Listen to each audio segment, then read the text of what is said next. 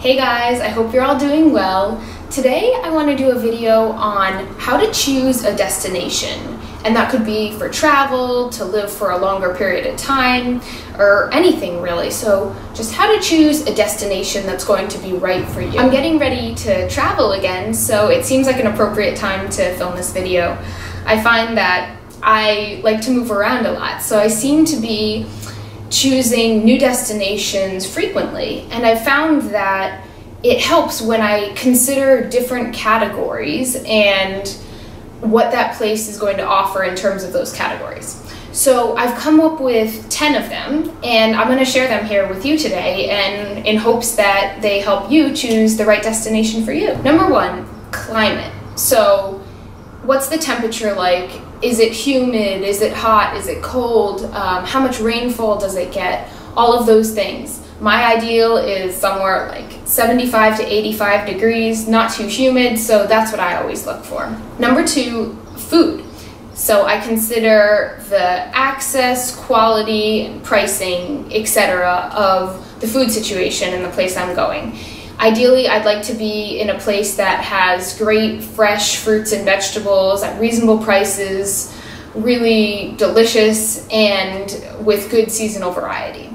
Food is literally the fuel that our body runs off of, so make sure that you're going to have access to the fuel that helps your body run and perform at its best so that you can enjoy whatever place that you're going to be in. Number 3, community. This is super important.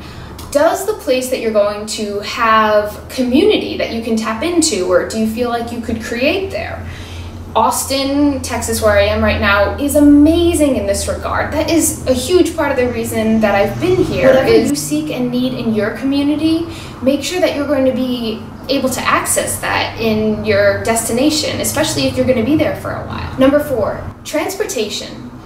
How easy is it to get in, to get out, especially if you like to travel a lot? I like to live places that are near airports, particularly if possible major airports that have good rates to fly internationally or anywhere.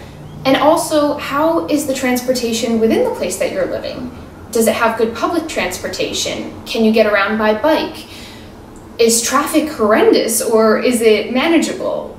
These are all things that are important to consider, especially if you're going to be commuting to work, or if you're otherwise just don't want to be stuck in traffic all day. So transportation, how easily can you get in, get out, get around, etc.? Is it going to drive you nuts, or are you going to enjoy the journey of getting around? Because when it comes down to it, it is about the journey.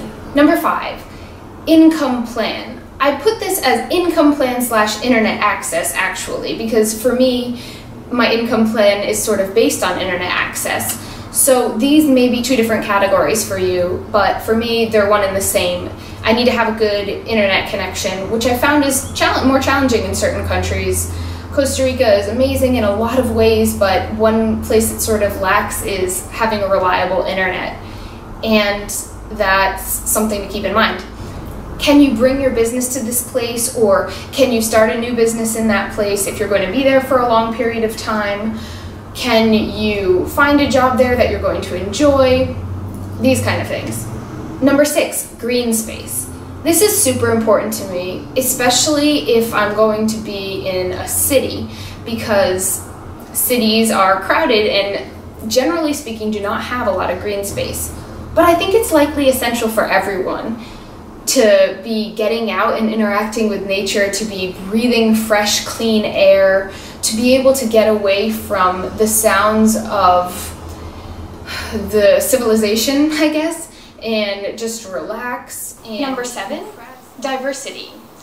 I prefer, if possible, to live somewhere that there's a lot of diversity, cultural diversity, just where there's a plethora of different types of people sharing all different types of everything, different ways of living life, so that way we can grow and learn from one another and appreciate all of these differences. Number 8, activities. And this goes along with diversity a little bit, because the more diverse the place is, the more wide range of activities they're going to offer.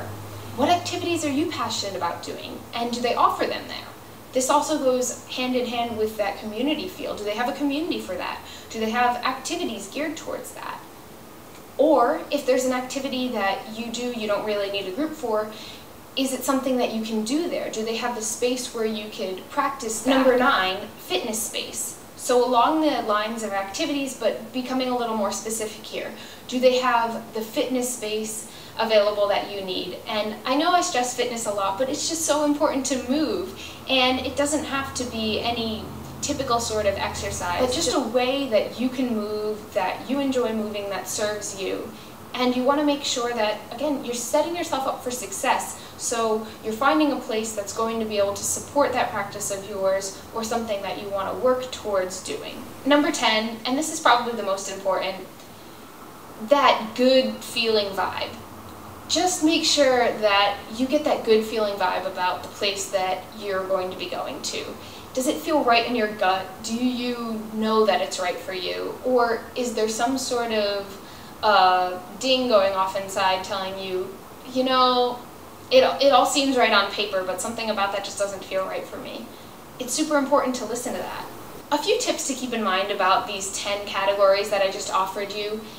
They're pretty broad, and you can apply them in different ways depending on what it is you're looking for. So if you're looking for just a short vacation, you're going to apply them differently than if you're looking for a new place to live or a place to travel to for some medium period of time. So use them in a way that serves you. Another tip, recognize that compromise is to be expected, and that's okay. Like I mentioned, I really have enjoyed living in Costa Rica over different periods of my life, but the internet access isn't great. The community isn't everything that I want and more. The people are amazing and the culture is amazing, but the specific communities I'm looking for, like the acrobatics community I find here in Austin, aren't necessarily accessible there. But that's a compromise I'm willing to make for a certain period of time for the warm weather and the fruit and the culture and the language and so many other things.